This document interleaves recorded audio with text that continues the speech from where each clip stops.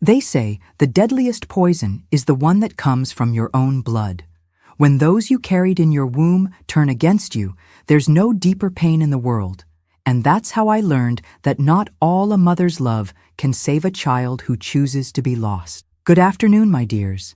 This is Grandma Betty, 72 years old, speaking to you from Charleston, South Carolina. But today you'll hear my story that took place mainly in my simple home in South Central Los Angeles, a neighborhood that has seen it all, from the days of dangerous projects to the gentrification we see today. The sound of car stereos blasting on Sundays was always the soundtrack of our community, along with the calls of street vendors and the daily hustle and bustle. Before I begin my story, I want to thank all of you who are following my channel. If you're enjoying my account, please take a moment to like this video, subscribe, and comment below to let me know where you're watching from. It could be your neighborhood, your city, or even another country if there are Americans abroad. It brings this grandma so much joy to know that people from all over are listening to my stories. You can't imagine how happy it makes me. I was born in 1953 in a small town in rural Kentucky called Millerville, a place where life was hard but honest. My father, George, worked the fields, planting a bit of everything: corn, beans, potatoes, and my mother, Mary, took care of the house and sold homemade preserves to help with the income. We were poor, but we never went hungry. And more importantly, we were happy, united. Our house was simple, with a dirt floor that turned to mud during heavy rains, but it was filled with love. My father never raised his voice to my mother. Every night, no matter how tired he was, he would kiss her forehead and thank her for the food. On Sundays, when there was no work in the fields, he would take me fishing in the creek or picking fruit from the trees. My mother made sure to teach me everything about running a household. A woman needs to know how to take care of herself, daughter. Never depend on anyone but yourself, she would say. It was in that simple house that I learned the values I carry to this day: respect, honesty, hard work, the importance of family. I grew up dreaming of building the same kind of home for my children, with the same love I received from my parents. Life was difficult but peaceful until I was 16, when a terrible drought destroyed my father's crops and forced us to try our luck in Los Angeles. We packed what little we had into 2 cardboard suitcases and boarded a crowded bus full of dreams and fears. It was a long, uncomfortable journey, but each mile taking us away from the dried-up land was a mile closer to hope. We arrived in Los Angeles in 1969 at the height of the city's expansion. People coming from all corners of America, buildings growing everywhere, noise, pollution, a world completely different from my quiet countryside. We settled in South Central, in a small house we shared with another family of migrants. My father got a job in a textile factory. My mother started working as a maid for a wealthy family in Beverly Hills. It was difficult at first. The big city swallows you up, you know. Everything is far away. Everything is expensive. Everyone is in a hurry. But we adapted, as human beings always do. I started attending a public school near our house and working part-time at a bakery. I wanted to help with expenses and, most importantly, save money to fulfill my mother's dream: buying a sewing machine so she could work from home without having to take 3 buses to reach her employer's house. It was at that bakery where I met Richard. He was a delivery guy, taking bread to stores and groceries in the area. A handsome, strong young man with an easy smile and animated conversation.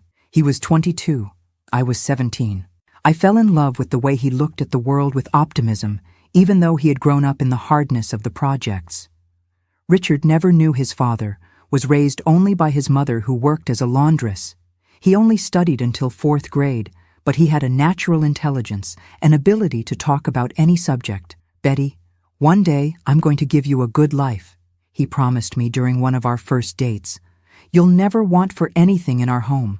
We dated for 2 years, always with the respect that my parents had taught me to demand. Richard would come on Sundays for lunch, help my father fix things around the house, bring simple flowers for my mother.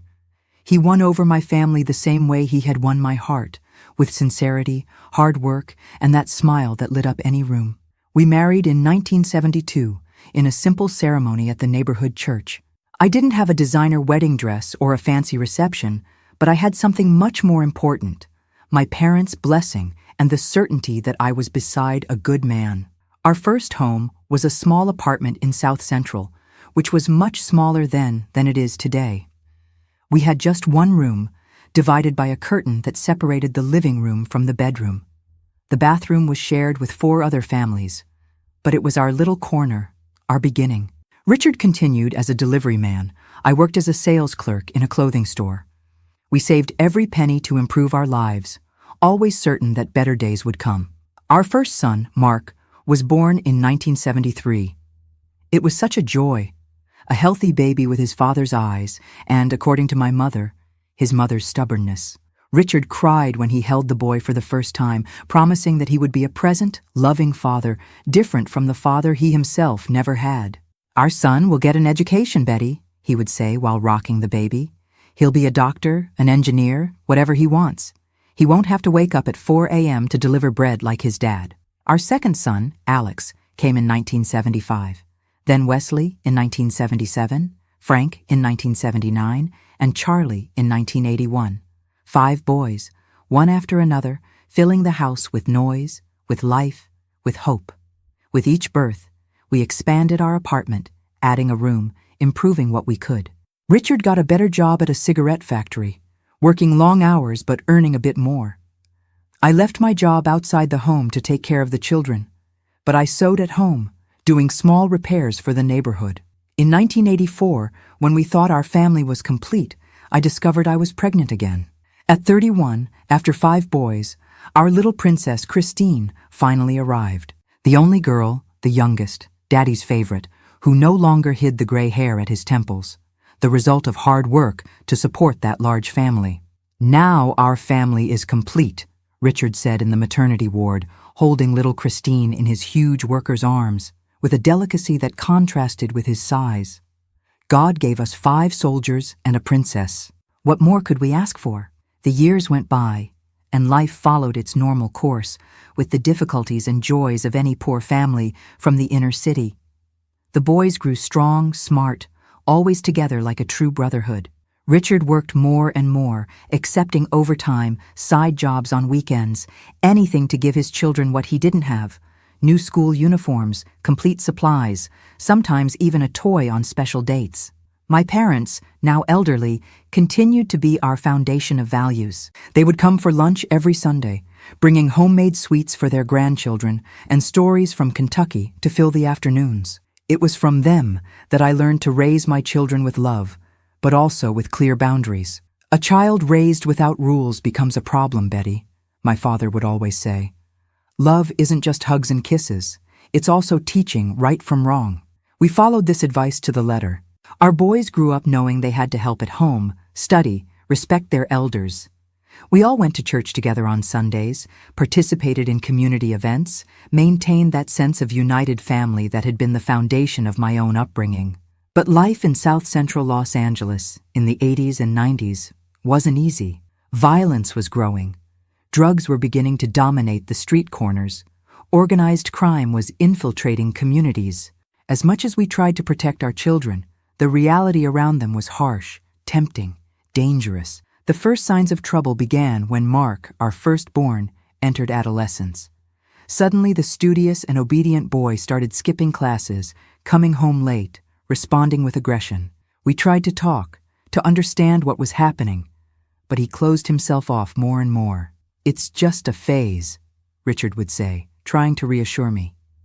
"Every kid goes through this. It will get better soon." But it didn't get better. And worse, Alex, 2 years younger, began to follow in his brother's footsteps. Soon Wesley, too. It was like a domino effect, one dragging the other down a path we couldn't understand. In 1992, I received news that would change everything. My father died of a massive heart attack. He was working in the small garden he maintained in his backyard when he simply fell, with no time for help. My mother, destroyed by the loss of her companion of almost 50 years, couldn't withstand the sadness. Less than 3 months later, she passed too, leaving an immense void in my life. The death of my parents was a watershed moment. Beyond the pain of loss, it was as if I had also lost my moral compass, my safe harbor. Richard tried to console me, to be strong for both of us, but I could see in his face the same fear I felt. We were losing our children, and didn't know how to bring them back. Because the truth we didn't want to admit was that Mark, Alex, and Wesley were no longer the boys we raised. At 19, 17, and 15 respectively, they were involved with bad company, skipping school, coming home at impossible hours. And Frank and Charlie, even younger, were beginning to follow the same path, fascinated by the apparent freedom and respect that their older brothers earned on the streets. "Richard, we need to do something," I begged one night after Mark came home at 3 a.m. smelling of alcohol. "We're losing our boys," my husband sighed, rubbing his tired face after another 18-hour workday. "What do you want me to do, Betty? I'm breaking my back at that factory to give them what they need. I can't be home all the time to watch them."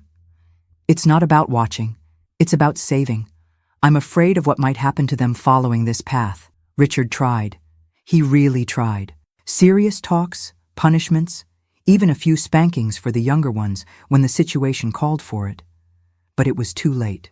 Our 3 oldest sons were already completely involved with local crime. We later discovered that Mark had become a drug runner at 16. Alex followed the same path shortly after. Wesley started by stealing small things and was soon committing armed robbery. Easy money started coming into the house. Suddenly, they showed up with brand-name sneakers, expensive clothes, sometimes even new appliances. "I won it in a game, Mom. It was on sale at the store, Dad. A friend gave it to me because he didn't want it anymore." Lies they told, and that, in the depths of desperation, we sometimes pretended to believe. Frank and Charlie, seeing their older brothers with money, respect on the streets, and apparent freedom, were being dragged into the same abyss. At 13 and 11, they were already skipping school to hang out on the corners with their brothers' friends, learning what they shouldn't. Only Christine, our youngest, seemed immune to that influence. Maybe because she was a girl, maybe because she saw the suffering etched in my eyes with each new disappointment with the boys, she remained studious, obedient, dreamy. She was the consolation on the hardest days, the proof that at least one little seed of our values had found fertile soil. In 1995, the tragedy I had feared so much began to unfold. Mark, at 22, was arrested for drug trafficking. He spent 2 years in prison, where instead of being rehabilitated, he only learned more about crime, made worse contacts, returned even harder. Alex was shot in a firefight with police in 1997. He survived, but was left with a bad limp, a constant reminder of wrong choices. Wesley disappeared for months in 1998. Then we learned he had fled to Nevada after a robbery gone wrong, where a security guard was killed. "It's punishment, Richard," I cried one night after receiving more bad news. "We did something wrong in raising them. Where did we go wrong? It's not punishment, Betty. It's life. We gave love, we gave education, we set an example. But there comes a time when everyone chooses their own path. We can't carry this guilt, but I did carry it. How could I not? They were my children, my blood, my responsibility. Each wrong choice they made was like a knife to my mother's heart. And the worst was yet to come, even though I didn't know it yet. In 1999, when we thought nothing could get worse, fate showed us that there is always a deeper abyss. Frank and Charlie, now completely involved in crime, started using hard drugs. It wasn't just marijuana or alcohol anymore. It was cocaine, crack, things that transformed my boys into true strangers in our home. There were days when I would find Charlie, my youngest among the boys, now 18, trembling in a corner of the house, sweating profusely, begging for money to buy more of that poison that consumed him from within. Frank, at 20, had already lost almost all his front teeth, a result of continuous crack use. His eyes, once lively and bright, were now opaque, distant, lost in a world I couldn't reach. Richard, always the strong one in the house, began to wither gradually. Exhaustive work, constant worries, the pain of seeing his sons destroying themselves, all of this was undermining his health, his spirit. He began to have heart problems, high blood pressure, a cough that never went away, the result of decades breathing chemicals at the cigarette factory. And in the midst of all this chaos, Christine, our little princess, now 15, tried to maintain normalcy. She studied hard, dreamed of becoming a nurse, helped around the house, was the ray of sunshine in our increasingly darker days. Richard and I lived for her, to protect her, to ensure that at least one of our children would have a different future. "One day this will all pass, Mom," she would tell me while helping me make dinner, on the rare occasions when we could gather the family at the table. "The boys will understand that this path leads to nothing good. I have faith." Her faith kept me going. Her faith and the love of my Richard, who even sick, even tired, never abandoned our family, never gave up on our children, even when they seemed to have given up on themselves. But fate, my dears, sometimes has plans that destroy even the strongest faith. And it was on a night in September 2000, a night that seemed like so many others in our noisy neighborhood, that the nightmare I had never imagined possible became reality.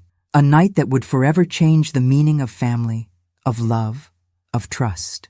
A night that would prove that sometimes the worst enemy is not the one lurking in the shadows of the street, but the one who sleeps under the same roof as you, who carries your blood, whom you once cradled in your arms, believing you were raising good men.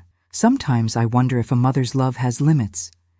If there is a point where that unconditional love we feel from a baby's first cry can transform into fear, into disappointment, into an emptiness that nothing fills. It was by discovering this limit that I understood that not every child follows the path we dream of, no matter how much love we give. The year 2000 was when I saw my sons transform completely.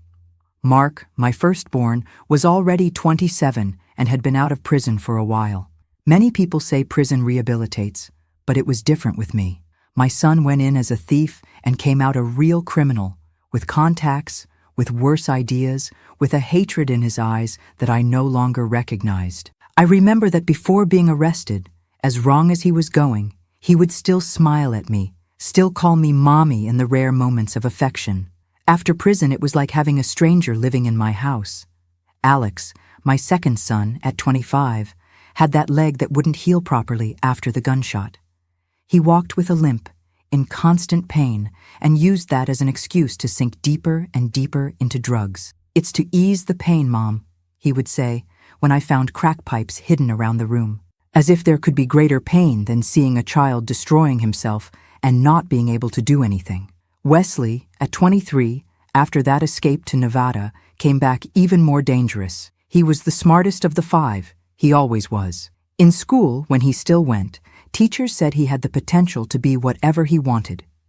He ended up using that intelligence for the wrong side, becoming the brains of the group, the one who planned the robberies, who made contacts with larger gangs. Frank and Charlie, at 21 and 19, were the most lost in drugs. They couldn't go a day without using. They sold everything they got in the house, from a clock radio to kitchen pots. Once I caught Charlie trying to rip the copper wires from the wall to sell for scrap. It broke my heart. My Richard worked more and more, leaving before sunrise and returning when everyone was already asleep. I think it was his way of escaping that reality that we didn't know how to change. The factory drained all his energy, but I think he preferred the fatigue of the body to the fatigue of the soul, from seeing our sons getting lost one by one. Only Christine, our little one at 16, gave us any hope. Studious, respectful, dreamy. She said she wanted to be a nurse, to care for people, to make a difference. She reminded me so much of myself at her age, before life hardened my heart. Richard and I lived for her, to protect at least one of our children. It was around April 2000 that I noticed a change in my 5 sons. They started meeting more, whispering in corners, stopping talking when I entered the room. They were agitated, nervous, as if they were planning something big. I tried to ask, tried to get close, but they pushed me away. "It's nothing, Mom, stop meddling," Mark would say, always harsh. "Men's business, ma'am, doesn't need to know," Wesley reinforced. And so we continued for months with that tension growing inside the house. They would leave together, return in the early morning, bring money that I knew didn't come from honest work. But what could I do? Report my own sons? Throw them out of the house? For a mother, these choices are like deciding which arm to cut off. In July that year, we discovered that all 5 had joined a gang that dominated part of our neighborhood. They were no longer small-time thieves or corner drug dealers. Now they were involved with big stuff, dangerous people, crimes I couldn't even imagine. A neighbor, Mr. Johnson, who had always been like an uncle to my boys, sought me out. concerned. "Mrs. Betty, your sons are mixed up with the Skull Crew. These people don't play around. Either you get them off this path, or you'll be crying over closed caskets." I cried all night after that warning. Richard tried to talk to them, one by one, then all together. It was useless. They laughed at our concern, said they were moving up in the world, that soon we would see. What kind of rise was this that only led deeper into the hole? August arrived with suffocating heat and increasingly worse news. There was a massacre in the neighboring district, 5 young men executed. Rumors spread that our boys had a hand in it. I never confirmed, never wanted to know. There are truths that a mother prefers not to know. The house that was once full of life, of laughter, of dreams, now seemed like a minefield. Christine and I walked on eggshells, afraid to say something wrong, to provoke explosions. Richard worked even more, even doing 18-hour shifts at the factory. He was running away, I knew it. I didn't blame him. Sometimes I wanted to be able to run away too. In September, things got even worse.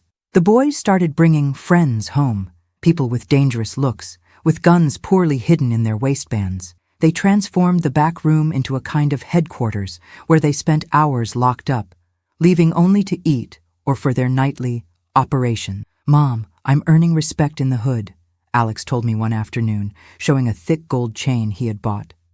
"Soon I'll be able to give you a better house, get everyone out of here." How to explain to him that I never wanted a better house bought with blood? That I preferred our humble but honest home 1,000 times over to a palace built on the misfortune of others? The tension increased every day. The boys drank more and more, used drugs openly at home, no longer respected anything or anyone. Christine started sleeping in my room, afraid to be alone when that crowd arrived. Richard and I argued more and more, not knowing what to do, how to act, how to save what was left of our family. "We need to get out of here," he would say.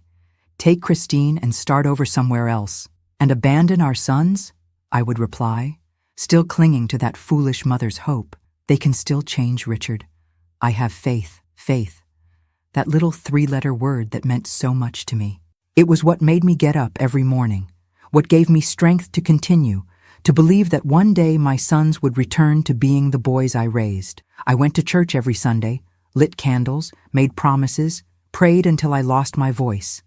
But it seemed that God had turned his back on our family. Or perhaps it was just the price we paid for the choices each one makes in life. I remember as if it were yesterday the night when everything changed forever. It was a Friday, September 22nd, 2000. Richard had left for the night shift at the factory, as he did 3 times a week. Christine was at a friend's house, doing schoolwork. Thank God, because she was spared what happened later. I was alone at home, washing the dinner dishes, when I heard the gate slam shut. From the heavy footsteps and loud laughter, I recognized my 5 sons returning. They were more drunk than usual, talking loudly, cursing. I could hear the sound of bottles clinking, strong smell of whiskey and marijuana invading the house. "Where's the old man?" shouted Mark, stumbling into the kitchen. His eyes were red, his pupil dilated. It wasn't just alcohol, I knew well. "He's working, as always," I replied, continuing to wash the dishes, avoiding looking directly at him.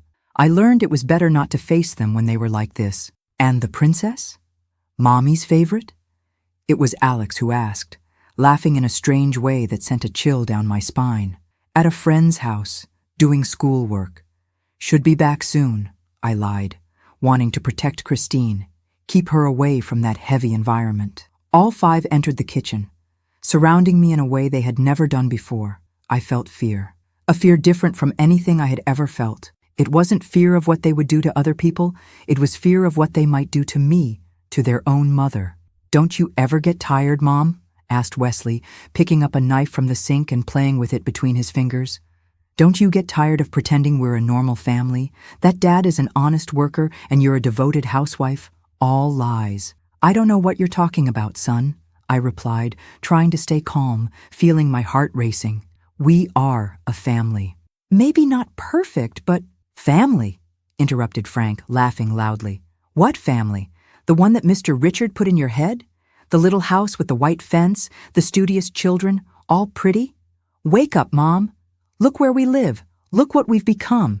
"It's your fault," accused Charlie, the youngest of the 5, but who at that moment seemed the most aggressive. "Yours and that old man who only knows how to work and complain. You gave us nothing. Nothing. We had to find our own way." I was shocked by those words. How could the fault be ours? Richard, who worked 18 hours a day to support that house. Me, who bent over backwards to raise 6 children with dignity as much as possible. Who had given up my own dreams to be a full-time mother. "You had everything we could give," I said, my voice trembling with indignation.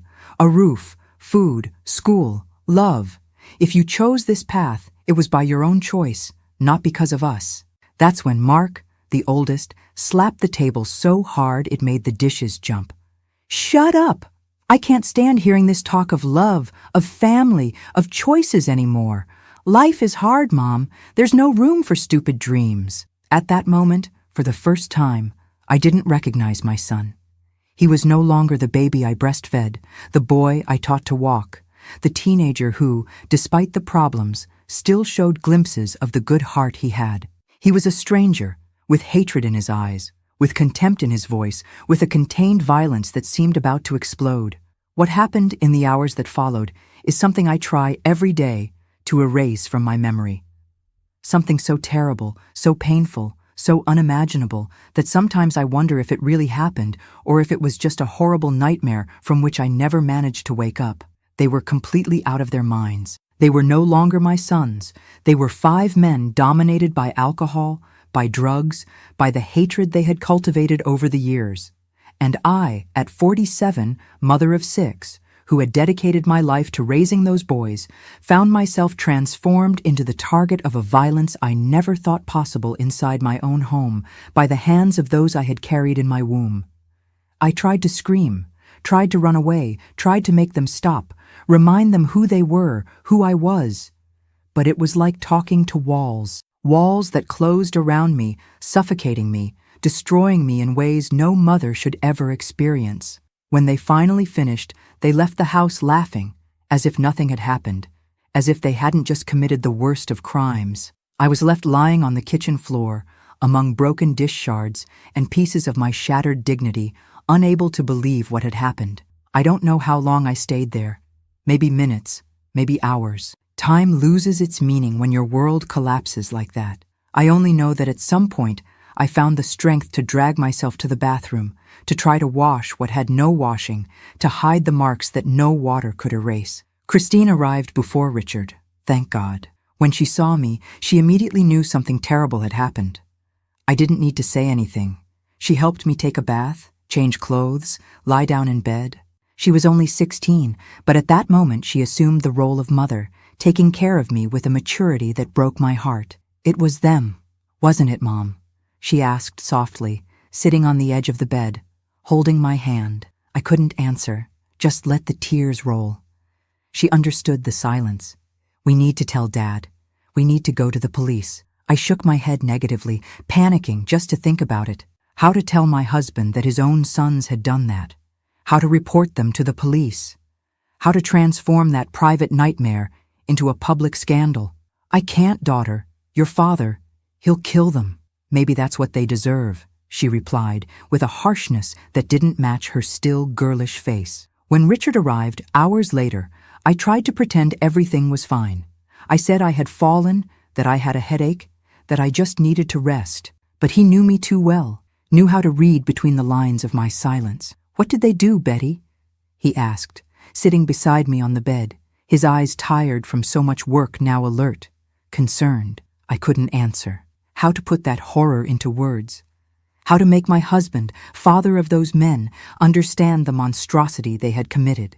It was Christine who spoke. With a courage I don't know where she got, she told what she had found when she arrived, the state I was in, the obvious conclusions. Richard listened in silence, his face hardening with each word, his hands closing into fists, the veins in his neck jumping from a rage I had never seen in him. "I don't believe it," he finally said, his voice low, controlled, but loaded with contained fury. "I don't believe that my own sons— No, it can't be true." I understood his denial. It was easier to believe that I had made it all up, that I was confused, that it had been something else. Easier than accepting that those who carried his name, his blood, had committed such an atrocity. "Dad," Christine insisted. "Look at her. Look at the bruises. Do you really think Mom would make something like this up?" Richard looked at me. Really looked. Saw the marks I had tried to hide. Saw the terror in my eyes. Saw the truth that not even I wanted to face. And something inside him broke. I saw it happen. Saw the exact moment when the good, hard-working, patient man I had known for almost 30 years transformed into someone else. "I'm going to kill them," he said simply, getting up. "I'm going to kill them, one by one." I grabbed his arm, begging, "No, Richard. It won't solve anything. It will only make everything worse. And what do you suggest? That we pretend nothing happened? That we welcome them with open arms after what they did?" "I'm not that kind of man, Betty. There are things you don't forgive." That night, we didn't sleep. Richard sat in the living room with a machete he used to clear the yard in his hands, waiting. But the boys didn't return. Maybe they knew what they had done. Maybe they were afraid of their father's reaction when he found out. Maybe they were just continuing the party somewhere else. I only know that we didn't see them for days. It was during this interval that Richard made a decision that would forever change the course of our history. A decision that, even after so many years, I still wonder if it was the right one, if there was an alternative, if we could have resolved it another way.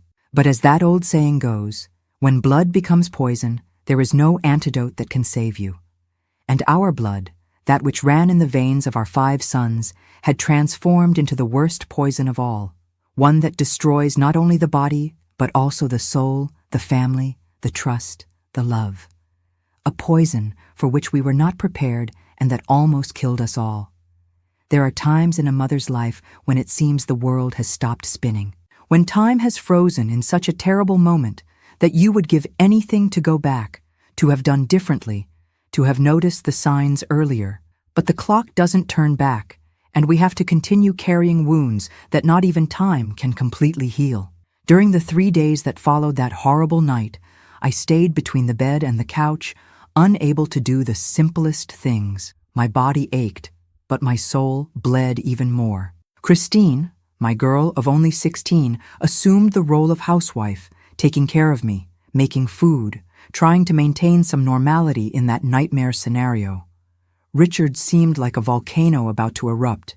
He didn't sleep, barely ate, kept walking from one side to the other with that machete in his hand, his eyes fixed on the door, waiting for the sons to return.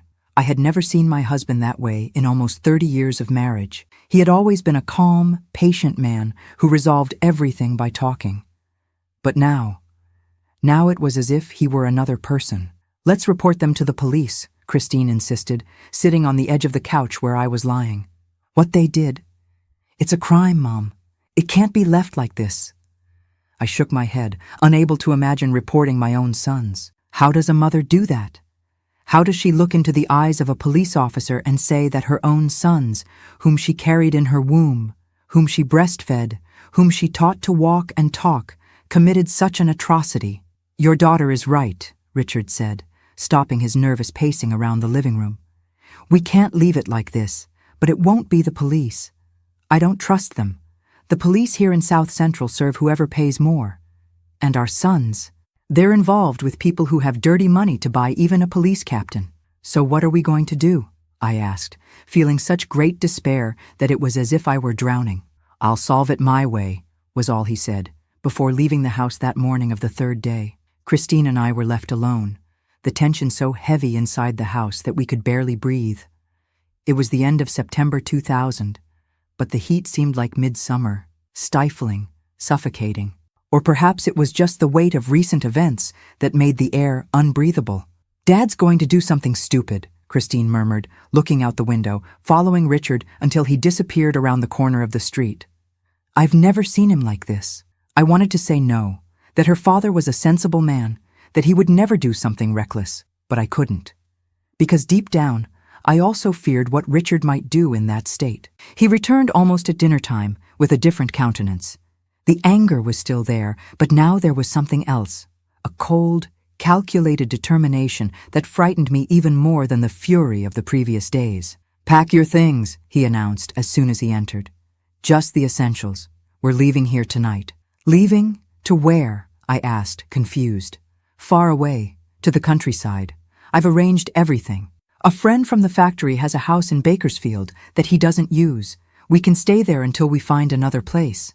"But what about the boys?" I asked, still trapped in that maternal instinct that never completely goes away, even after the worst betrayals. The look Richard gave me was so hard that I felt a shiver. "What boys, Betty? I don't have sons anymore. They died to me that night." I felt the tears spring up. As terrible as what they did was, they were still my sons. I still kept inside me the memories of them small, innocent, before the world transformed them into those monsters. "We can't just leave," I argued weakly. "We have a life here. Christine's school, your job." "What life, Betty? Look at what we've become. A destroyed family, living among gangsters, afraid of our own sons. That's not life. And Christine can study anywhere. It's better to start from scratch than to continue in this hell." Deep down, I knew he was right. There was nothing left for us there. Only painful memories, shame, fear. But still, the idea of abandoning everything, of leaving behind the sons who, despite everything, I still loved, it was heartbreaking. "What if they come after us?"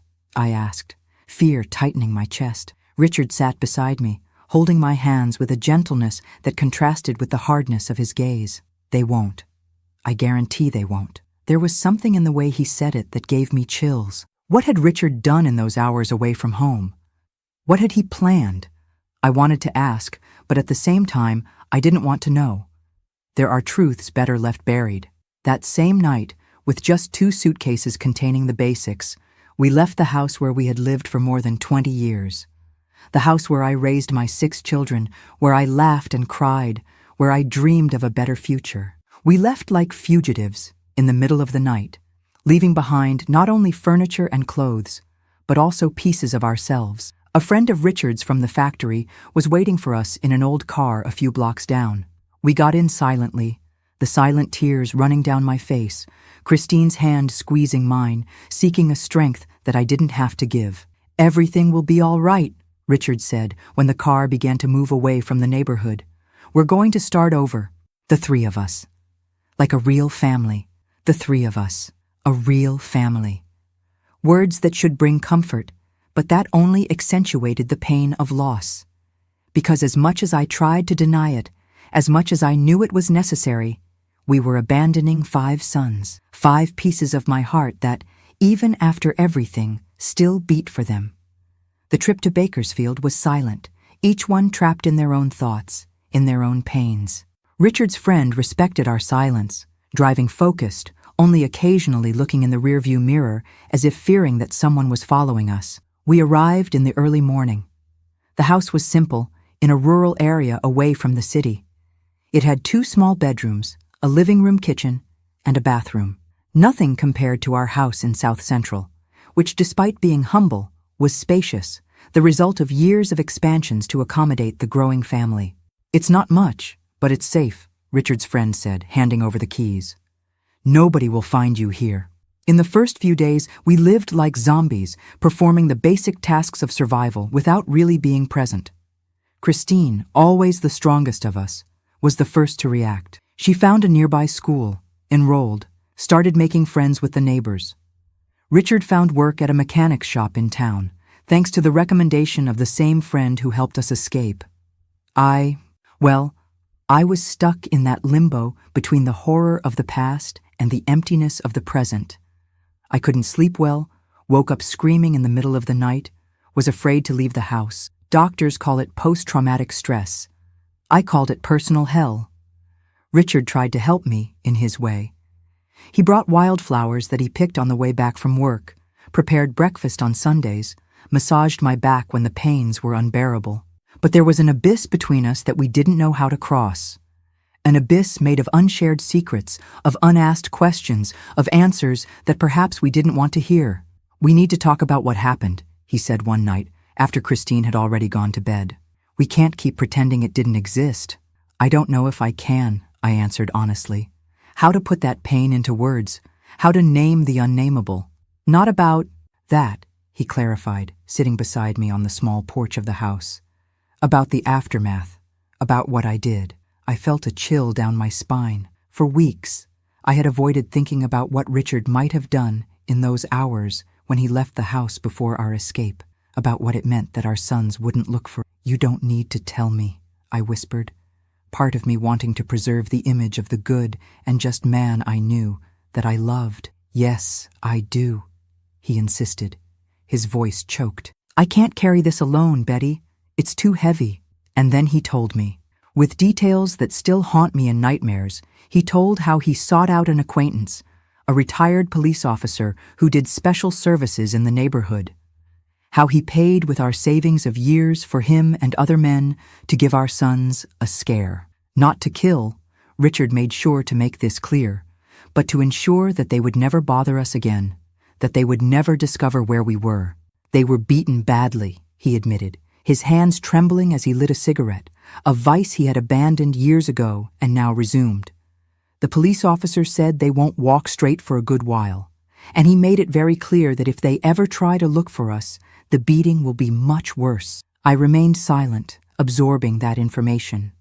My husband, the man who spent his life working honestly, who taught us values, who was an example to the community, had hired people to beat his own sons. The line between right and wrong had never seemed so thin. I also spoke with their boss, continued Richard, avoiding my gaze, the so-called Skull who runs the gang. I explained what happened, showed the photos that Christine took of your bruises when she helped you take a bath. I was shocked. I didn't know about these photos. I hadn't imagined that my daughter had documented that moment of horror. Skull, despite everything they say about him, has a code. Family is sacred. He was disgusted by what the boys did. He said he would take care of them too, in his way, and that we could leave in peace, that no one from the gang would come after us. I tried to process all that. My husband had turned to gangsters and corrupt police to ensure our safety. He had crossed lines we swore we would never cross, and all because of the horror that our own sons had brought into our home. Do you think I did wrong?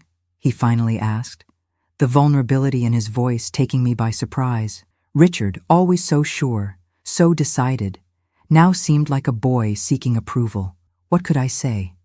That yes, he was wrong to resort to violence? That no, he did what was necessary to protect what was left of our family? The truth is that there was no right answer. Not for a situation so distorted, so outside any normal parameter. I think you did what you thought you needed to do, I finally answered. And now we have to live with it. He nodded, seeming a little relieved to have shared that burden. We stayed there, sitting on the porch under the stars of the Californian countryside, so different from those we could barely see in the pollution of the big city. Two survivors of a shipwreck trying to understand how we reached that unknown beach, how to rebuild something from the wreckage. October arrived with heavy rains, washing away the dust from the ground around the house, bringing renewed green to the trees. I started helping a neighbor who sold cakes and sweets at the town fair. It was good to have something to occupy my mind, to feel that I was still useful, that I still knew how to do something beyond crying for the lost nights. Christine adapted surprisingly well to the new school. Always studious, she soon stood out in classes, made friendships, even started dating a boy from her class. A well-educated, gentle boy, completely different from the young men from the neighborhood. Seeing her smiling again was like a balm for my wounded soul. Richard worked hard at the mechanic's shop, coming home exhausted but satisfied. Working with his hands, fixing engines, was different from the exhausting routine of the cigarette factory. He said he felt more alive, more useful. The worry lines that marked his face began to soften. The gray hair seemed less predominant. But not everything was rosy. The nights were still difficult for me. Nightmares came almost always, distorted images of that night, faces that alternated between the small and innocent boys I raised and the violent men they had become. I would wake up screaming, sweating, sometimes so disoriented that I didn't recognize where I was. We need to find a doctor for you, Richard insisted after a particularly bad night when I broke a glass trying to drink water with hands trembling uncontrollably. "This isn't normal, Betty. It's been more than a month." "And what will I tell the doctor?" I asked, my voice bitter. "That my own sons—" "No, I can't." It was Christine once again who found a solution. She discovered that there was a psychologist in town, an older lady who charged affordable prices. She made an appointment without telling me, and on the day simply took me, not accepting any refusals. "You don't need to tell everything at once," said Dr. Patricia in the first consultation, a woman of about 60 with kind eyes behind thick-framed glasses. "We can start wherever you feel comfortable." And so it was. Week after week, I dug up that pain, putting it into words for the first time. At first, I only talked about the move, the feeling of uprooting, the constant fear.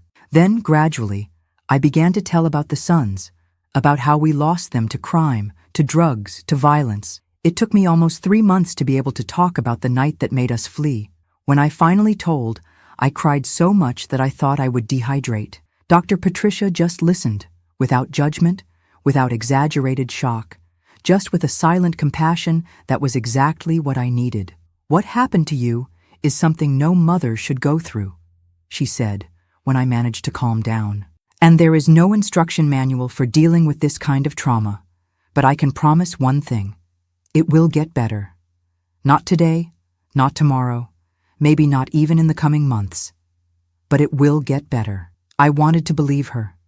I desperately wanted to believe that one day I would wake up without that weight on my chest, without that constant feeling of vigilance, without the fear that had become my constant companion. Christmas 2000 arrived, the first away from the neighborhood, away from our old neighbors, away from the 5 sons who now existed only in the old photos I had the courage to bring.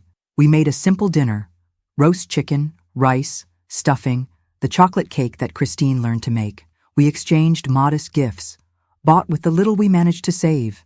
It was a sad and happy Christmas at the same time. Sad for the absences, for the empty spaces around the table, for the memories of past Christmases when the house overflowed with people, with noise, with life. Happy for the peace we were finally beginning to find, for the chance to start over, for the simple fact of being together and safe. In January 2001, I received news that would again change the course of our history. It didn't come through a letter, phone, or message. It came through the town newspaper in a small note almost hidden in the police pages. "Massacre in South Central Los Angeles leaves 5 dead, all with criminal records, gang retaliation suspected." There were no names, just ages: 27, 25, 23, 21, 19. Exactly the ages of my 5 sons. It could be a coincidence, of course. Massacres were not uncommon in the neighborhoods of Los Angeles at that time, but something inside me, that mother's instinct that never fails, immediately knew. I showed the newspaper to Richard when he returned from work. He read in silence, his face an impenetrable mask. Then he carefully folded the newspaper, placed it on the table, and sat down, suddenly looking old and tired. "Do you think?" I began, unable to finish the sentence. "I don't know," he answered honestly. "And maybe it's better not to know." We didn't talk more about it that night, nor on the following nights. It was as if we had made a silent pact not to seek confirmation, not to dig deeper into that wound. If they were really our sons, there was nothing we could do for them anymore. If they weren't, I preferred not to feed false hopes that they were alive somewhere, perhaps even looking for us with intentions I dare not imagine. That news, paradoxically, brought a strange kind of closure, as if a cycle had completed, allowing another to begin. There was no relief. I could never feel relief at the death of my sons, no matter what they had done. But there was a kind of resignation, of acceptance, that some stories don't have happy endings, just endings. In the weeks that followed, I began to notice changes in myself. The nightmares, still present, came less frequently. I could leave the house without that constant feeling of being watched, pursued. I even started cooking again, something I always loved and had abandoned since the escape, unable to find pleasure in the simple things of life. Therapy with Dr. Patricia continued, now focused not just on processing the trauma, but on rebuilding a life beyond it. "You are not just a victim, Mrs. Betty," she constantly reminded me. You are a survivor, and survivors move forward one step at a time. One step at a time. That's how I rebuilt my life in that small corner of the Californian countryside. One day after another, one small victory at a time. I learned to smile again, to find pleasure in simple things, to look to the future with something beyond fear. Christine graduated from high school in December 2001 with exemplary grades that secured her a place in a nursing technical course in Fresno. It was the beginning of the realization of her dream, to care for people, to make a difference in the world. Graduation was a moment of immense joy and also of reflection on everything we had gone through to get there. Richard, always the worker, managed to save enough money to buy a small piece of land on the outskirts of Bakersfield. He began to build our house little by little, on weekends, with the help of friends from the shop. He was a man of few words, always was, but in those bricks he raised one by one, he was writing a new chapter in our story. And I found my way gradually. I started selling cakes and sweets I made at home, first just to neighbors, then to small markets in the region. In 2003, with Richard's help and a small loan, I opened a sweet shop in the center of town. Nothing very big, just a counter, a few tables, the smell of cinnamon and chocolate that always brought me comfort. Grandma's Sweets, I called the place, even though I wasn't yet a grandmother. But I liked the sound, the feeling of warmth it conveyed. And inside, while kneading, shaping, baking, I found not just a means of living, but a form of healing. It was there, between batches of cakes and trays of sweets, that I slowly rebuilt the woman I once was. Not the same, I would never be the same again. But a stronger, wiser version, who carried scars, but also the ability to find beauty even after the most devastating storm. Because life, my dears, is just like that. Sometimes it throws us to the ground with such force that we think we will never get up again. Sometimes it presents us with horrors that seem impossible to overcome. But as long as we breathe, as long as the heart continues to beat, there is the possibility of a new beginning. There is the chance to transform even the darkest night into a new dawn. And that's exactly what we did, Richard, Christine, and I. We transformed tragedy into a new beginning, pain into growth, the end of one story into the beginning of another completely different one. A story that, despite everything, was still far from over. Please subscribe to this channel, like this video, and comment on what you think of my story. Leave your opinion. I would love to read it. Do you know what it's like to live looking over your shoulder, feeling that the past might catch up to you at any moment? That's how I lived the first years in Bakersfield. Even after that news in the newspaper about the massacre, something inside me couldn't completely believe that my sons were gone. It was as if a part of my mother's heart refused to accept it, even knowing that it might be better that way. The year 2001 passed slowly, as if time had a different rhythm in the countryside. The seasons were more marked, more felt. Winter with that cutting cold that entered through the gaps of our simple little house, spring exploding in colors in the fields around, summer with its noisy storms that made Christine run to our bed as when she was little. Little by little, we created new routines, new memories. Richard left early for the mechanic's shop, Christine for school. I stayed at home trying to transform those strange walls into a home. I went to consultations with Dr. Patricia twice a week, still unable to talk about certain details of that night, but advancing in small steps out of the dark hole I had fallen into. It was in mid-2001 that I received an unexpected visit. I was alone at home, preparing lunch, when I heard knocks on the door.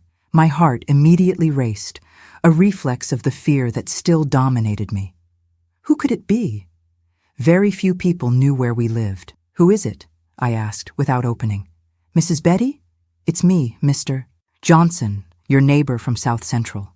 I felt my blood freeze. Mr. Johnson, the same one who had warned me about the boys' involvement with the Skull Crew. How had he found us? Why? Could it be a trap? With trembling hands, I opened just a crack in the door, ready to close it quickly if necessary. There he was, the African-American gentleman in his 70s, completely white hair, wearing the same worn cap I remembered seeing every day in the neighborhood. How How did you find us? I asked, keeping the door half closed. Mrs. Betty, I need to talk to you. It's important. May I come in? I hesitated. Part of me wanted to slam the door, run, call Richard. But another part wanted to know, needed to know, what had happened after we left. If those 5 bodies in the news were really my sons. I let him in, offered coffee, hospitality that my mother had taught me and that not even fear could completely erase. He accepted, sat at the simple kitchen table, took off his cap, and nervously turned it between his fingers. Mrs. Betty, I won't beat around the bush. I came because I thought you had the right to know the truth. About your boys. The cup trembled in my hand. Were they in the newspaper story? About the massacre? He nodded slowly. They were, all 5, in an abandoned house at the end of the neighborhood where they had set up a kind of hideout. It was an execution, Mrs. Betty. Shot to the head, gang style. I sat down, my legs no longer supporting the weight of my body. Even having suspected, even having felt inside me that it was them, hearing the confirmation was different. It was final. It was real. Who? I began, unable to finish the question. Skull ordered it, Mr. Johnson said simply. After your husband talked to him, showed what they had done to you, he decreed the sentence. In the neighborhood there are these codes, you know. There are things that not even gangsters tolerate. What your sons did crossed all lines. I remained silent, trying to process. My husband indirectly had caused the death of our sons, or maybe it was they themselves, with their choices, who had sealed their own fate. Or maybe it was me, who couldn't see the signs, who didn't know how to protect them from the path they chose. The guilt's mixed, confused, all insufficient to explain the tragedy that had befallen our family. But there's more, continued Mr. Johnson, looking at the coffee that was cooling in front of him. Before the end, your boys confessed something else, about your daughter, Christine. My heart stopped. What? What about Christine? He took a deep breath, clearly uncomfortable.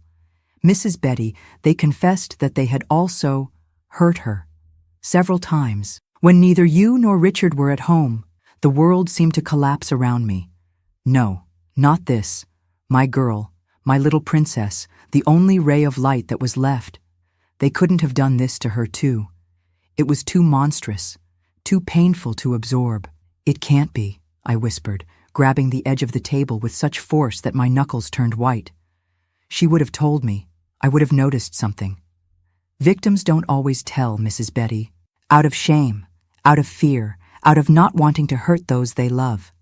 Especially when they're from the same family.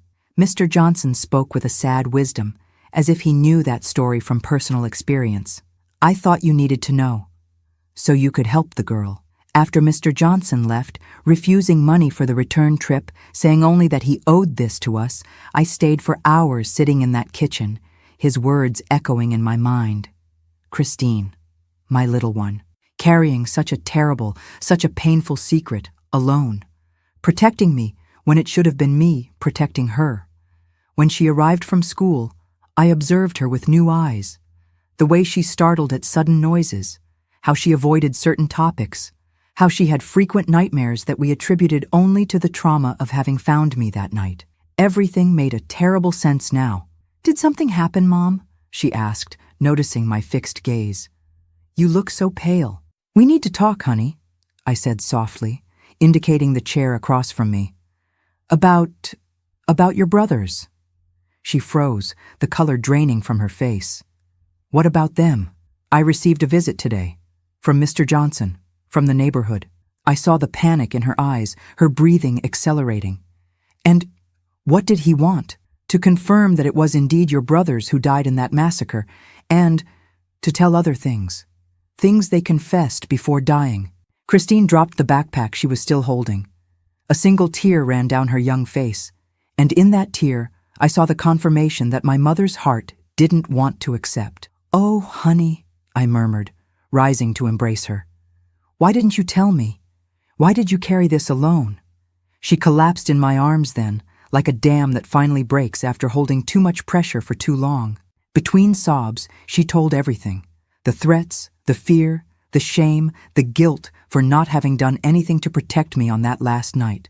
I thought it was my fault, she said, her voice muffled against my shoulder. That I had done something to provoke it. That if I told you and Dad, you would hate me. Or worse, not believe me. Never, my daughter. Never would it be your fault. And always, always would we believe you.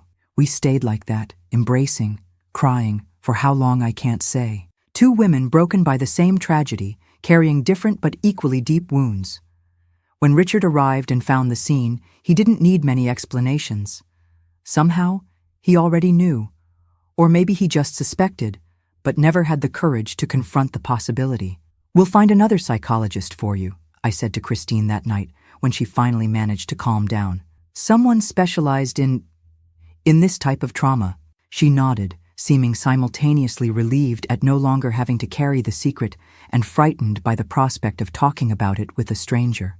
In the days that followed, Richard was quiet, more closed than normal. He didn't talk about Mr. Johnson's visit, about the confirmation of the son's death, about what they had done to Christine. It was as if he had built a wall around that pain, isolating it somewhere inside himself where it couldn't contaminate him. A week later, he finally spoke, breaking the silence during dinner. We're going to move again.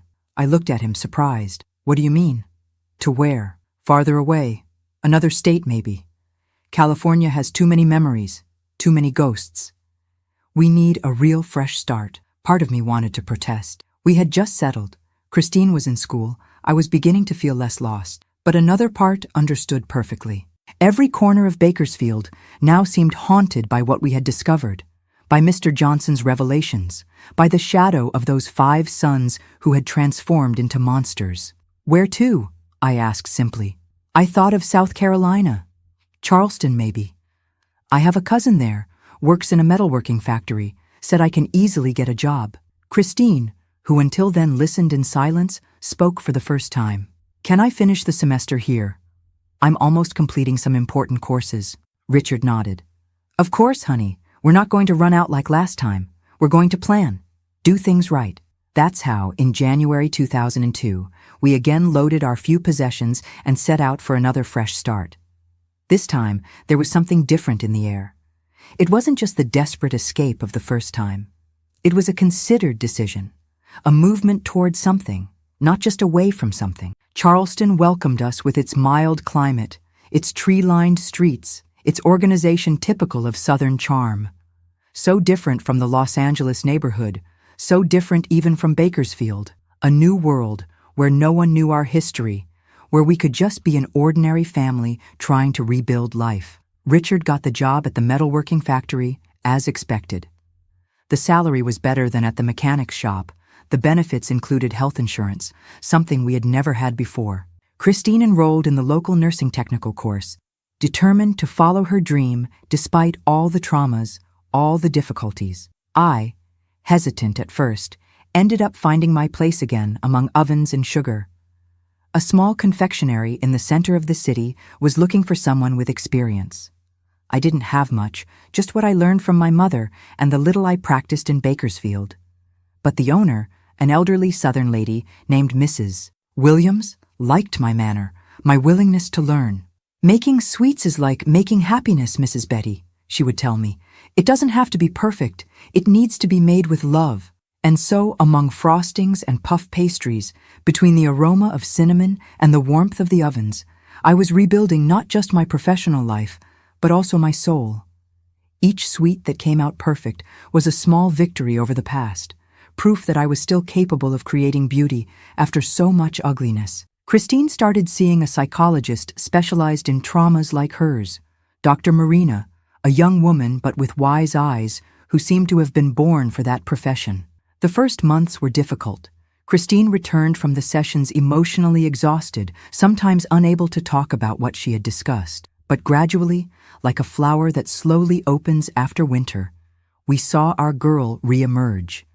The sparkle returning to her eyes, the smile becoming more frequent, more genuine. She began to make friends in the course, even agreed to go out with a young man. Something that in the first months in Charleston seemed impossible, such was her fear of getting close to any man. Dr. Marina says I'm making good progress, she commented one night as we were having dinner. She said my resilience is admirable.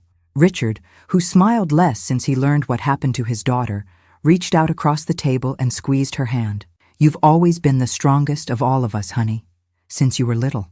It was around this time, mid-2002, that I received a letter. No return address, just my name and the address of the confectionery where I worked. I opened it with my heart racing, fearing bad news, some even worse revelation about the past we were trying to leave behind. But no, it was a letter from Mr. Johnson.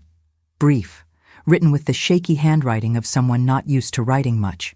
Mrs. Betty, I hope this letter finds you and your family well, at peace. I write to inform you that they found those responsible for the death of your boys. It wasn't just Skull who ordered it. The police were involved too, that death squad that operates in the neighborhood. It seems your husband sought them out before talking to Skull.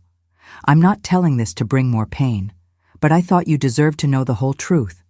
So you can forgive, if possible, or at least understand. May God bless you in your new life, Johnson. I read and reread those words, feeling as if the ground was opening beneath my feet. Richard, my husband, the man I had known for more than 30 years, had gone beyond giving a scare to his sons. He had, directly or indirectly, ordered their deaths. When I returned home that night, he immediately noticed something was wrong. I waited for Christine to go to bed, and then, without accusations, without shouting, I simply placed the letter on the table. I need you to tell me the truth, Richard. All of it. He read in silence, his face aging several years in those few minutes. When he finished, he didn't deny, didn't try to justify himself. He just looked at me with tired, defeated eyes. I was going to tell you one day, when I thought you were ready to hear. You really?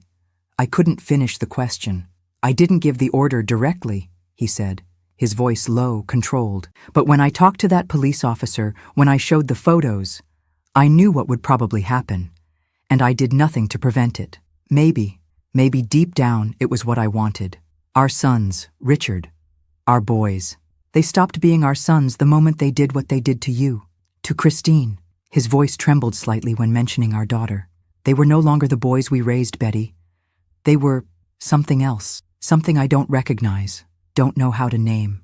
I remained silent, the emotions so contradictory within me that I didn't know which to express first. There was anger, yes, but also understanding. There was horror at what he had done, but also, God forgive me, a kind of dark relief at knowing that those men into which my sons had transformed could never hurt anyone again. Do you hate me? He finally asked, looking smaller, more fragile than I had ever seen him. No, I answered honestly. I don't know what I feel, but hate is not one of the things. That night, we slept in separate rooms for the first time since our marriage. Not out of anger or resentment, but because we both needed space to process, to understand what that revelation meant for us, for our marriage, for our future. In the morning, I found Richard sitting on the small porch of our rented house, watching the sunrise. He seemed not to have slept at all, just like me. What do we do now? I asked, sitting beside him. Whatever you want, he replied. If you want me to leave, I'll understand. If you want to report to the police what I did, I'll accept that too. I don't want any of that, I said, surprising myself with the certainty in my voice. What happened, happened. We can't change the past. We can only decide how we'll live with it. He looked at me, his eyes shining with contained tears. How can you, Betty? How can you not hate me after what I did? Because I understand why you did it, I replied simply. I don't know if I would have done the same in your place. I don't know if I would have had that courage, for lack of a better word. But I understand. And who am I to judge? We all make mistakes. We all carry guilt. Richard extended his hand, hesitant, almost afraid to touch me. I took it between mine, feeling the calluses from decades of hard work, the prominent veins of someone who is no longer young, the strength that always protected me even when the world was falling apart around us. We'll continue, I said. One day at a time, one pain at a time, and maybe, one day, we'll be able to look back without it hurting so much. He nodded, unable to speak, squeezing my hand as if it were a lifeline in a stormy sea. That's how we continued. Not as a perfect couple, not as a family without scars, but as survivors determined to find some meaning amid chaos, some light after the deepest darkness. Christine, absorbed in her studies and her own healing process, never knew about the letter, never knew about her father's role in her brother's death. It was a burden that Richard and I decided to carry alone, sparing her from yet another layer of pain in a life that had already known too much suffering for someone so young.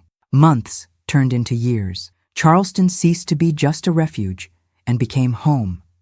The confectionery where I worked prospered, and when Mrs. Williams decided to retire in 2005, she offered me the opportunity to buy the business. With Richard's help, who had been promoted at the metalworking factory, we secured a loan and I fulfilled a dream I didn't even know I had. I became a business owner. Grandma's Sweets. I kept the name I had thought of back in Bakersfield. And this time, it was no longer just a distant dream. In 2006, Christine, already graduated and working as a nurse at the municipal hospital, gave us the news that would transform the name of the confectionery into reality. She was pregnant. "It's a girl," she said, showing the ultrasound one Sunday night. "I'm going to call her Claire, because she came to bring light after so much darkness." Richard, who had allowed himself to smile more in recent years, hugged his daughter with tears in his eyes. "I'm going to be a grandfather," he said, his voice choked.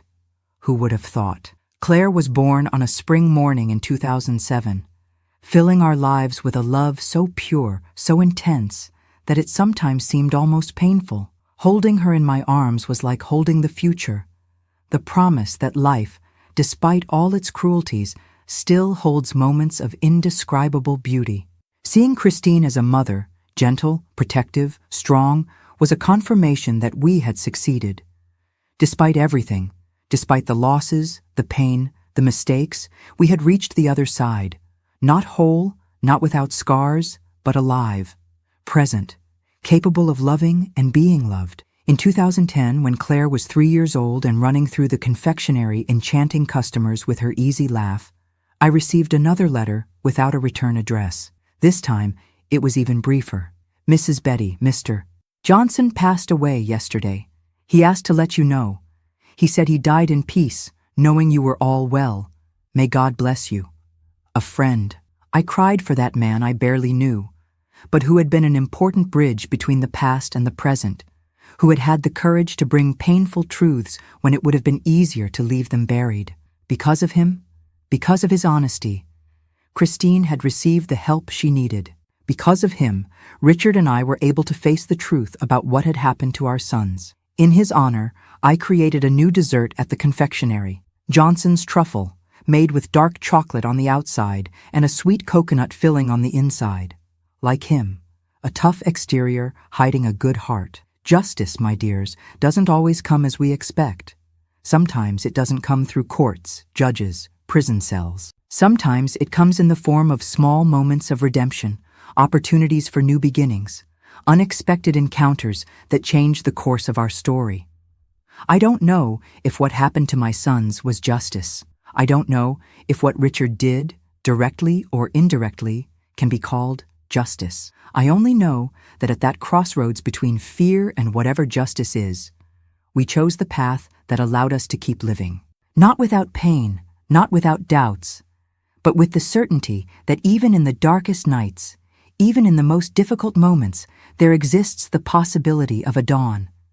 And it was with this certainty that we continued our journey one step at a time, building a life that, despite all the tragedies, was still worth living. Because in the end, that's what it means to survive. Not just continuing to breathe, but finding reasons for each breath to be meaningful, each heartbeat to be an affirmation that we choose life, with all its complexities, its pains, and its unexpected beauties. Sometimes I wonder if we're made of the same material as the phoenixes from ancient legends, those magical birds that when they die, turn to ashes, but then are reborn stronger. Because after everything I've been through, I can only believe that there exists within us an inexplicable force, a stubbornness to continue, even when it seems that nothing remains but smoldering ruins of what was once our life. The years in Charleston passed, weaving a new existence for us, quite different from the one we knew in Los Angeles. The milder climate, the more organized streets, the less frantic pace of life, all contributed to healing wounds that we thought would bleed forever. I don't say it was easy, God knows it wasn't, but it was possible, and perhaps that's the most important thing. By 2010, my confectionery Grandma's Sweets had become a known spot in the city. It wasn't much, just a cozy little shop with 5 tables, a glass counter full of goodies, and the permanent smell of vanilla and cinnamon that permeated even my clothes. But it was mine. A place I built from scratch, with my own calloused hands from so much kneading, shaping, baking. Richard continued at the metalworking factory, now as a sector supervisor. Who would have thought that man who barely finished elementary school would come to lead a team of 30 employees? But I always knew my husband had a natural intelligence, a problem-solving ability that no school can teach, and the years had softened his edges, transformed that contained anger into a kind of silent wisdom. Christine, our girl, who was no longer a girl at all at 26, had become a respected nurse at the municipal hospital. She specialized in pediatrics and had a special way with children that made even the most reluctant little ones open up to her. Her marriage to Robert, a pharmacist she met at the hospital, was celebrating 3 years in 2010, and the two were the kind of couple that's a pleasure to see, companions, friends, true partners. And little Claire, our granddaughter, was the sun of our lives. At almost 4 years old, she had her mother's bright eyes and a curiosity that kept everyone on their toes. "Why, Grandma," was the phrase that most often came from that little mouth. "Why is the sky blue? Why can't we eat only sweets? Why does rainwater fall from top to bottom?" And there I went, with all the patience in the world, trying to explain things that sometimes even I didn't know well. "You have more patience with Claire than you had with us," Christine would sometimes joke. "I think grandmas are softer than moms." Maybe it was true. Or maybe life had taught me, in the hardest way possible, to value every second of joy, every opportunity to love, every chance to make a difference in someone's life, especially someone as innocent as Claire, who didn't yet know the cruelties of the world, who saw magic in the simplest things. It was in 2012, when Claire was already in preschool and my confectionery had expanded to a larger space in the center of town, that Richard began to complain of chest pains. At first, we thought it was just fatigue, stress, maybe even a poorly healed cold. But when I found him sitting on the edge of the bed one morning, unable to breathe properly, his pale face covered in cold sweat, I knew it was something more serious. "It's nothing, woman," he tried to reassure me. "It'll pass." But I had already lost too many people in my life to take risks. With Christine's help, who thank God understood these things, we took Richard to the hospital. The tests didn't take long to reveal what I already feared. My husband's heart was compromised. Years of heavy work, constant stress, and who knows, the guilt he carried in silence had taken their toll. "He's going to need surgery," the doctor explained.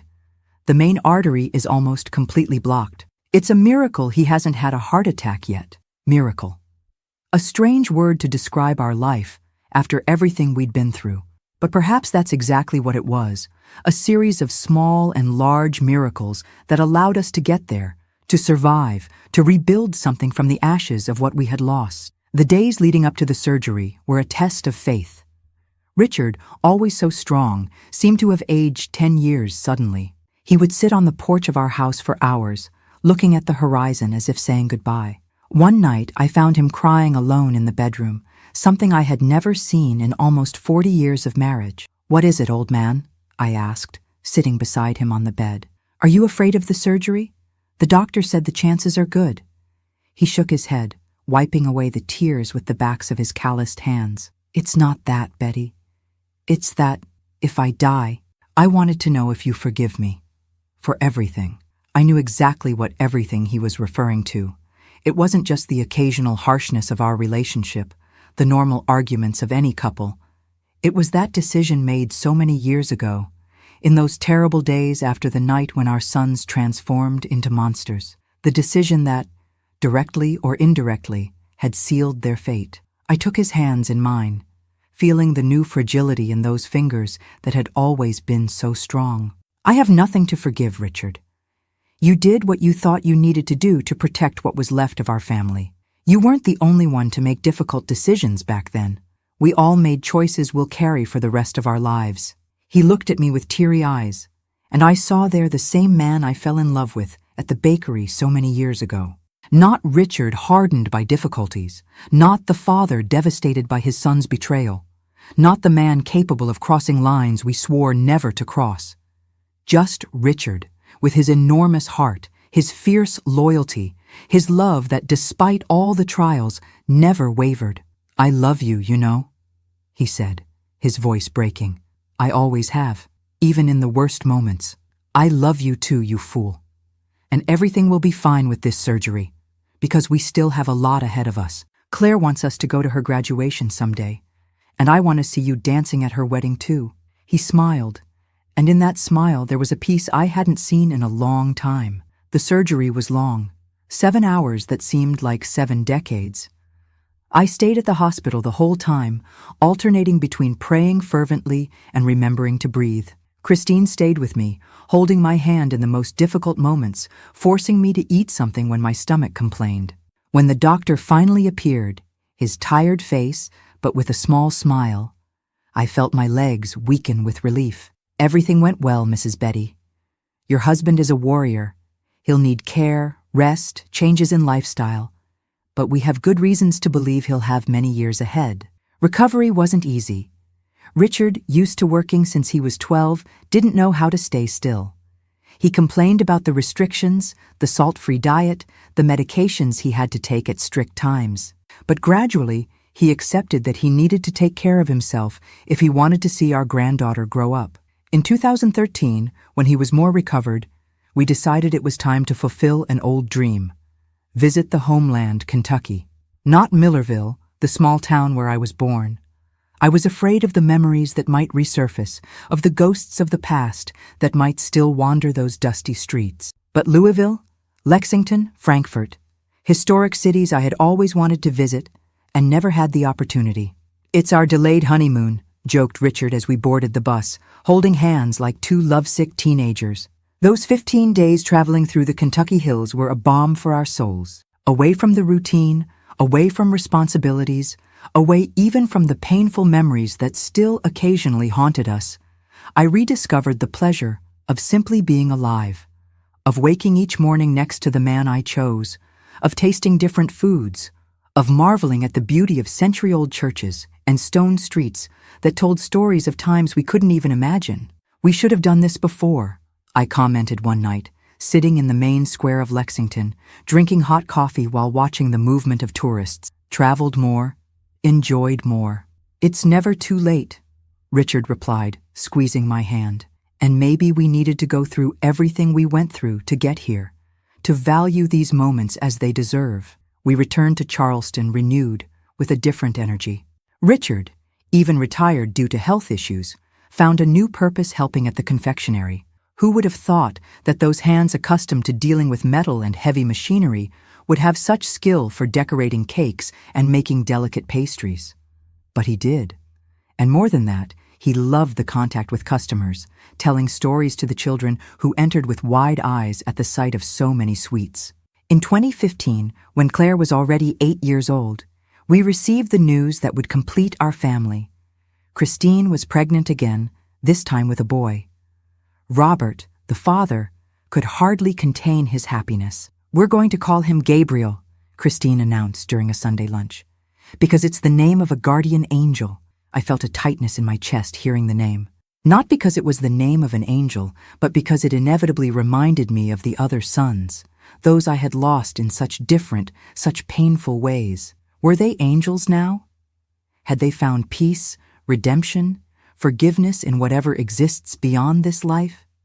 I liked to think so. I needed to believe that to continue. Gabriel was born on a rainy dawn in April 2016, once again filling our hearts with that unrestrained joy that only a baby can bring.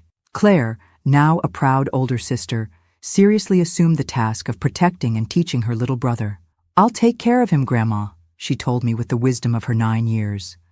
Just like you take care of everyone. Those simple words moved me more than she could understand, because for so many years, I felt I had failed as a caretaker, as a mother, as a wife, as a person responsible for keeping a family united, safe, happy. Hearing my granddaughter say that I took care of everyone was like receiving an absolution I didn't know I needed. In 2018, when Gabriel was already 2 years old and was a little hurricane of energy, and Claire at 11 was becoming a preteen full of ideas and dreams, Richard and I celebrated 45 years of marriage. We didn't want a big party, but Christine insisted on at least having a special dinner. 45 years isn't for everyone, she argued. You deserve to celebrate. After everything. After everything. 3 words that carried the weight of a story our daughter knew only in part. She knew about the financial difficulties, knew about the escape from the neighborhood, knew that her brothers had followed a wrong path and ended up dead, but she never knew the darkest details, the most difficult decisions, the complete price we paid for that new chance, and perhaps it was better that way. Perhaps certain burdens should indeed be carried only by those who were there when the choices were made, when the paths divided irremediably, when fate showed its cruelest face. The celebration was intimate. Just us, Christine, Robert, and the children, at a cozy restaurant by the river that runs through Charleston. Richard, always so reserved, surprised everyone by making an emotional toast. "To my Betty," he said, raising his glass of wine. Just one, allowed by the doctor for the special occasion. The strongest woman I've ever known, who taught me that true love isn't made only of beautiful moments, but mainly of staying together in the impossible moments. I love you, old woman. Thank you for these 45 years. I couldn't respond, emotion forming a knot in my throat. I just squeezed his hand on the table, our intertwined fingers telling a story that words could never fully express. In the following years, our life entered a tranquil rhythm, almost as if the universe had finally decided we had gone through enough trials. The confectionery prospered, now mainly managed by a young couple I hired, allowing me to work just a few hours a day, more for pleasure than necessity. Richard, with his health stabilized thanks to constant care, dedicated himself to the small garden he cultivated in the backyard of our house and to woodworking classes he began attending at a community center. Christine continued to grow professionally, now as head nurse of pediatrics, respected by colleagues and adored by little patients. Robert opened his own pharmacy, an old dream he managed to achieve after years of disciplined saving. Claire and Gabriel grew up healthy, intelligent, surrounded by a love we made sure to demonstrate every day in every possible way. In 2020, when the pandemic arrived bringing fear and uncertainty to the whole world, our family faced yet another test with the resilience we had learned to cultivate over the years. We temporarily closed the confectionery, adapted the house to receive the children who couldn't go to school, supported Christine who worked on the front lines at the hospital, exhausted but determined. It was a difficult time, which brought to the surface old fears I thought were overcome. The fear of losing loved ones, the fear of the unknown, the fear of an uncertain future. But it was also a time of reflection, reconnection, rediscovery of the strength that exists in simplicity, in affection, in small shared moments. And here I am in 2025, at 72 years old, sitting on the porch of my house in Charleston, looking at the garden that Richard cultivates with such care, smelling the cornbread baking in the oven, hearing in the distance the laughter of Claire, now an 18-year-old teenager about to enter college, and Gabriel, a smart 9-year-old boy obsessed with dinosaurs and adventure stories. Life, my dears who are watching me, is not a straight path. It's a road full of unexpected curves, deep holes, crossroads that require impossible decisions. Sometimes we get lost on this road. Sometimes the weight of the baggage we carry seems too heavy to bear. Sometimes the storm is so strong that we can't see even one step ahead. But if there's one thing I've learned in these 72 years of existence, it's that there is always, always the possibility of starting over, of transforming pain into strength, scars into wisdom, endings into new beginnings, of finding, even in the darkest moments, a reason to continue, a purpose, a light however small it may be. My story isn't pretty, isn't perfect, isn't the kind of fairy tale we'd like to tell our grandchildren before bed. It's a real story, with parts that still hurt to remember, with choices that still weigh on the conscience, with losses that will never be completely overcome. But it's also a story of love that survived the unthinkable, of courage to face the impossible, of faith when everything indicated there was no more hope. It's the story of a broken family that found a way to rebuild itself, not with the same pieces, not in the same way, but in a new, different way, perhaps even stronger because of the cracks. So, if you're watching this and going through some difficult time, if you feel that your life has collapsed and there's no way to put the pieces back together, if you believe that some wounds are too deep to heal, I want you to know, there is life after tragedy. There is joy after the most excruciating pain. There is love waiting to be found, to be given, to be received, even when everything seems lost. I'm not saying it's easy. God knows it's not. I'm saying it's possible. And sometimes, knowing it's possible is all we need to take the next step, and then the next, and the next, until we realize we're walking again, that we're alive, that we still have a story to tell. Before ending this video, I wanted to thank all of you who followed my account up to here. If my story touched your heart in some way, if it brought some comfort or hope to your life, I ask that you leave your like, subscribe to the channel, and share with someone who might need to hear that new beginnings are possible. And please tell me in the comments where you're watching from, which city, state, or even country. This grandma here is very happy to know that her voice is reaching hearts in places she may never have the opportunity to visit personally. A tight hug from this lady who learned in the hardest way that rebuilding life from the ashes is not only possible, sometimes it's the only option we have, and that in this reconstruction we can discover a version of ourselves we didn't even know existed, stronger, wiser, more capable of truly loving despite everything, despite the pain, despite the scars we carry forever. Until the next video, my dears, may God bless you and your families. Grandma Betty signs off with a heart full of gratitude for having shared a little bit of my story with you.